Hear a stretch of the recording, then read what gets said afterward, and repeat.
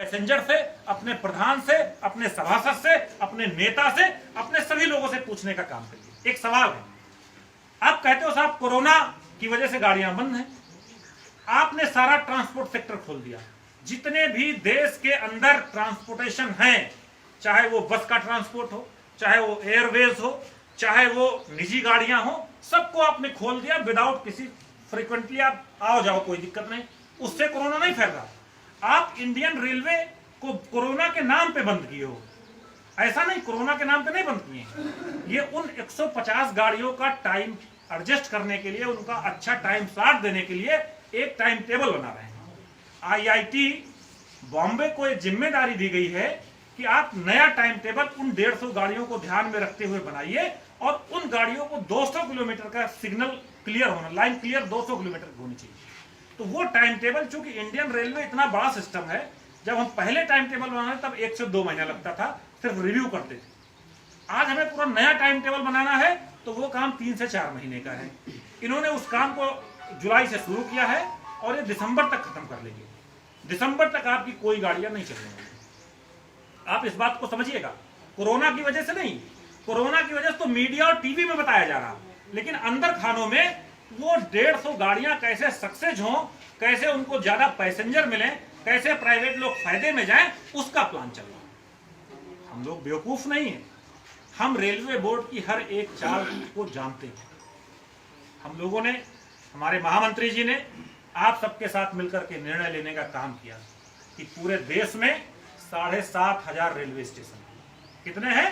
7,500 railway station है और हर station पे AIRF और NRMU है।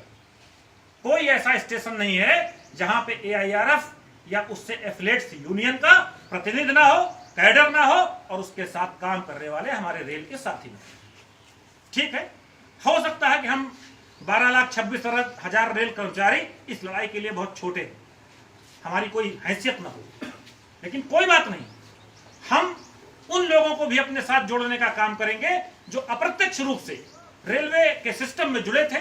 हमारे डेली पैसेंजर थे, हमारे यूजर थे, हमारे वकील थे, हमारे पत्रकार थे, हमारे प्रधान थे, गांव की वो गरीब जनता थी, गांव का वो आदमी, मजदूरी करने वाला आदमी। मैंने खुद अपनी आंखों से देखा है, निगोहा, बछरावा, हरचंदपुर से इंटरसिटी से जाने वाले वो लोग जो घर से 2 रोटी बना करके, थोड़ा नमक प्याज एक पोटली में बांध करके ट्रेन के जनरल डिब्बे में बैठ करके लखनऊ जाते थे, वहां काम करते थे और शाम को आते समय वही रोटी और प्याज खाते थे और स्टेशन के नल का पानी पीते थे और अपने घर में चले आते थे MST बनवा करके।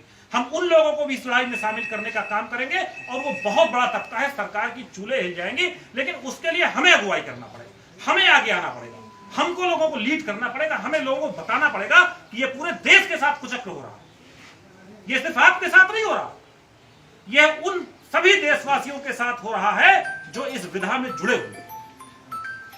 निजीकरण एक मोनोपोली है, ठेकेदारी सबसे बड़ा भ्रष्टाचार का कारण है।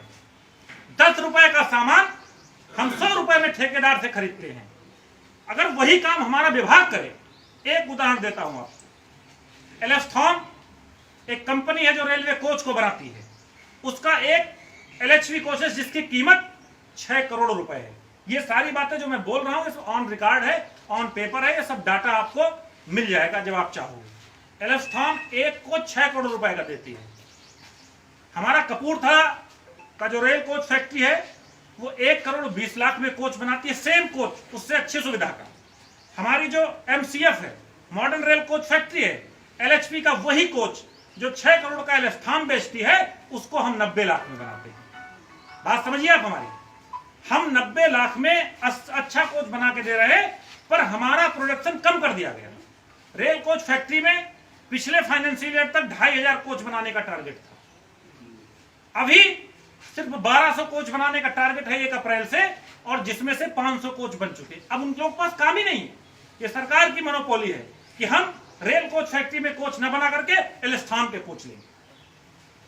जो locomotive general electrical company 60 crore में बना करके दी, डुअल सिस्टम का इंजन, इलेक्ट्रिक से भी चलेगा, डीजल से भी चलेगा, 60 करोड़ में बना के दिया। हमारे चितरंजन के साथियों ने, चितरंजन लोकोमोटिव के साथियों ने उसी कोच को मात्र 6 करोड़ 40 लाख में बना के देने का काम किया। हम क्या क्यों नहीं काम देना चाहते? अगर हमारी कार्य पद्धति में कहीं कमी है, हम कहीं अच्छे से काम नहीं कर पा रहे, तो आप मुझे ट्रेन करिए ना, आप मुझे ट्रेनिंग दीजिए। मोदी जी सिर्फ लाल किले से चिल्लाते हैं स्किल भारत, स्किल इंडिया।